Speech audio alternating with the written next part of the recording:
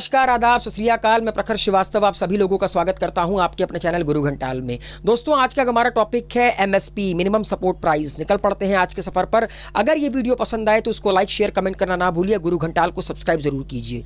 दोस्तों, पहला सवाल, एमएसपी होती क्या है? इसको समझने के लिए आपको इमेजिन करना पड़ेगा कि राजू एक किसान है। उसने बहुत मेहनत कर बहुत सारी लागत लगाकर उसने एक अनाज को उपजा, मतलब एक तरह के अनाज को उपजा। लेकिन कल को जब वो मार्केट में जाके उस अनाज को बेचना चाहता है तो उसे पता चलता है कि उसने घाटे का सौदा कर लिया, क्योंकि इस अनाज की कीमत बहुत कम है मार्केट में, उसकी लागत से कहीं कम। सिंपल सा लॉजिक है, किसानी करना कोई बच्चों का काम नहीं है। किसानी करने के लिए बहुत सारी इन्वेस्टमेंट आपको करनी पड़ती है। मान लीजिए राजू एक किसान, वो पहली बात तो ज़मीन पे कई सारी इन्वेस्टमेंट करेगा। ज़मीन अगर किसी और की है तो उसको उसका रेंट पे करना पड़ेगा। उसके बाद जो सिंचाई करेगा उस पर तरह तरह की मशीनें लगेंगी, उस पर इन्वेस्टमेंट होगा। उसके बाद सिंचाई करने के लिए अगर उसने ट्यूबवेल का इस्तेमाल किया है तो बिजली का बिल पे करेगा। हाई यील्डिंग वैरायटी सीड्स लेकर आएगा। तो मतलब टोटल उसकी जितनी भी लागत थी, पारिवारिक श्रम वगैरह सब मिलाकर जितना पैसा उसका लगा उस अनाज की पैदावार में, उससे बहुत कम कीमत में वो बिक रही है मार्केट में। तो क्या फ़ायदा हुआ उसका इतनी मेहनत करने का? क्योंकि ना ही वो अपनी इन्वेस्टमेंट को रिकवर कर पा रहा है, ना ही वो अपने परिवार का पेट भर पा रहा है। तो इस तरह की फ्लक्चुएशन को, इस तरह के उतार चढ़ाव को ओवरकम करने के लिए मिनिमम सपोर्ट प्राइस का कॉन्सेप्ट लाया गया। MSP is the minimum support price that the farmer get on their crops. Minimum support price आपकी वो प्राइस होती है जो सरकार किसानों को उनके अनाज पर देती है, even if the prices of that crop are low in the market. भले ही उस क्रॉप की कीमत मार्केट में कम ही क्यों ना हो, मिनिमम सपोर्ट प्राइस तो किसान को प्रोवाइड ही किया जाएगा। The reasoning behind this is that fluctuation in the prices of the crop in the market should not affect the farmer. जिस तरह राजू जब अपना क्रॉप बेचने गया तो उसको पता चलता है कि उसने घाटे का सौदा कर लिया, इसी घाटे के सौदे से बचाने के लिए मिनिमम सपोर्ट प्राइस का कॉन्सेप्ट लाया गया, ताकि फ्लक्चुएशन मार्केट में हो, उतार चढ़ाव हो, मगर किसान का इस पर किसी तरह का प्रभाव ना पड़े। They continue to get the lowest price. जो मिनिमम प्राइस होती है उसकी क्रॉप की, वो किसानों को मिलता रहे। इट डजेंट मैटर कि मार्केट में आपका फ्लक्चुएशन क्या है, उतार है कि चढ़ाव है। The government fixes the MSP on the recommendation of the CACP. याद रखिएगा, एमएसपी सरकार फिक्स किसके रिकमेंडेशन पे करती है? Commission for agriculture cost and price. ठीक है, हर हार्वेस्टिंग सीजन के पहले सीएसीपी के कहने पर, commission for agriculture cost and price के रिकमेंडेशन पर सरकार हर harvesting period, Rabi crop, Kharif crop, Zaid crop, इनकी एमएसपी क्या करती है? फिक्स करती है। If there is a bumper yield of a crop then its market price is lower, then the MSP act as a fixed assurance price for them। मान लीजिए कि अगर किसी क्रॉप की बम्पर प्रोडक्शन हो जाती है तो कहीं ना कहीं उसकी जो मार्केट है, मार्केट में उसकी प्राइस है वो गिर जाती है, तो इससे किसानों को घाटा होता है। लेकिन मिनिमम सपोर्ट प्राइस क्या करती है? मिनिमम सपोर्ट प्राइस किसानों को इस घाटे से बचाती है। वो उन्हें fixed assurance provide, fixed price की जो अश्योरेंस होती है वो प्रोवाइड करती है। In a way it works like an insurance policy to protect farmers when price fall. तो ये एक तरह की इंश्योरेंस पॉलिसी के तौर पर काम करती है। किस केस में? जब किसी क्रॉप की कीमत गिर जाए, उस केस में। अब मैं आपको थोड़ा इतिहास बताता हूँ। वैसे तो एमएसपी आप लोगों को समझ में आ गया होगा कि वो मिनिमम प्राइस जिस पे किसान के प्रोडक्ट को सरकार खरीदती है।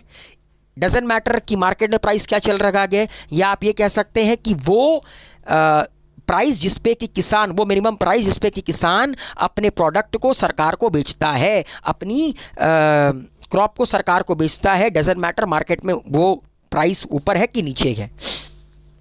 ये कहानी स्टार्ट होती है 1950-1960 की, जब होता ये था कि किसान बम्पर प्रोडक्शन करते थे, मगर उन्हें मार्केट में प्राइस लोअर होने की वजह से फ़ायदा नहीं होता था, उन्हें अच्छा प्राइस नहीं मिलता था, जिसकी वजह से किसानों ने सरकार के खिलाफ, कहते हैं ना कि मोर्चा निकाल दिया कि भैया कुछ तो करो वरना हम तो बर्बाद हो जाएंगे, क्योंकि हमारी सारी लागत लग चुकी होती है। हम आकर मार्केट में देखते हैं तो पता चलता है कि इसकी कीमत गिर गई है, हम क्या करें? हमारी गलती थोड़ी ना है, हम तो देश के लिए कर रहे हैं। तो देश को हमारे लिए कुछ सोचना चाहिए। तो इसीलिए एक कमेटी बनाई गई 1964 में जिसका नाम था फूड ग्रेन प्राइस कमेटी, और इसकी लीडरशिप थी under LK Jha. The food corporation of India was establish in 1965। 1965 में फूड कॉरपोरेशन ऑफ इंडिया को बनाया गया झा कमेटी के रिकमेंडेशन पे। एंड एग्रीकल्चरल प्राइस कमीशन का भी निर्माण होता है झा कमेटी के कहने पर। मतलब कि 1964 में food grain price committee LK Jha के लीडरशिप के अंडर जो रिकमेंडेशन आती है उसके तहत दो तरह की संस्था का भारत में जन्म होता है, food corporation of India and the agricultural price commission. और इन दोनों की दोनों इंस्टीट्यूशन का टास्क क्या था?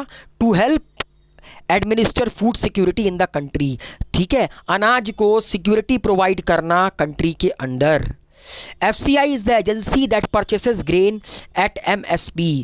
याद रखिएगा, फूड कॉरपोरेशन ऑफ इंडिया वो संस्था है जो कि किसानों से MSP पर, मिनिमम सपोर्ट प्राइस पर उनके ग्रेन्स को खरीदती है, उनके अनाज को खरीदती है, उसके बाद उसको अपने गोडाउन में स्टोर करती है और पब्लिक डिस्ट्रीब्यूशन सिस्टम के माध्यम से वो पब्लिक को कंसेशनल रेट पर प्रोवाइड करती है। ये जो राशन की दुकानें होती हैं, that is called public distribution system, लोगों को प्रोवाइड करती है। तो याद रखिएगा, कल को अगर आपसे पूछा जाए कि कौन सी ऐसी संस्था है जो कि किसानों से MSP पर उनके ग्रेन्स को खरीदती है, तो वो है फूड कॉरपोरेशन ऑफ इंडिया। याद रखिएगा, अभी करंटली करीब करीब माना जा रहा है कि 26 ऐसे क्रॉप्स हैं जिनकी MSP हर साल सरकार डिसाइड करती है before the harvesting period on the recommendation of CACP। Cereals में paddy, wheat, barley, jowar, millet, maize, ragi. Pulses में ग्राम, अरहर, तुर, मूंग, उड़द एंड लेंटिल्स। इसके अलावा ऑयल सीड्स में peanuts, mustard, rape seeds, soybean, sunflower seeds, sesame, बहुत सारी चीज़ें। तो कुल मिलाकर 26 ऐसे क्रॉप्स हैं जिनके ऊपर सरकार MSP घोषित करती है। अब ये देखिए दोस्तों, ये एक पिक्चर है, इसमें बहुत ही अच्छे तरीके से बताया हुआ है, बहुत अच्छी तरीके से एक्सप्लेन किया गया है कि MSP को कैसे तय किया जाता है।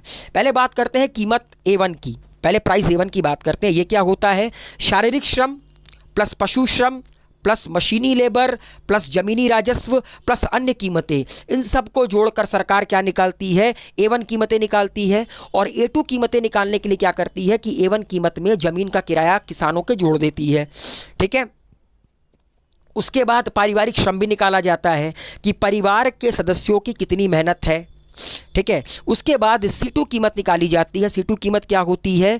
कीमत A1 प्लस पारिवारिक श्रम प्लस स्वामित्व वाली जमीन का किराया प्लस स्थायी पूंजी पर ब्याज, जो इंटरेस्ट किसान पे कर रहा है वो भी। तो ये जो C2 होती है, मतलब कि A1 प्लस पारिवारिक श्रम प्लस स्वामित्व वाली ज़मीन का किराया और स्थायी पूंजी पर ब्याज, ये सब मिलाकर सरकार क्या तय करती है? Minimum support price. तो अब आप लोगों के समझ में आया होगा कि मिनिमम सपोर्ट प्राइस क्या होती है और ये किसानों के लिए ज़रूरी क्यों होती है। So wish you all a very good luck, take care, good bye, शब्बा खैर। ज़्यादा से ज़्यादा इस वीडियो को शेयर कीजिए, लाइक कीजिए, कमेंट कीजिए, गुरु घंटाल को सब्सक्राइब ज़रूर कीजिए।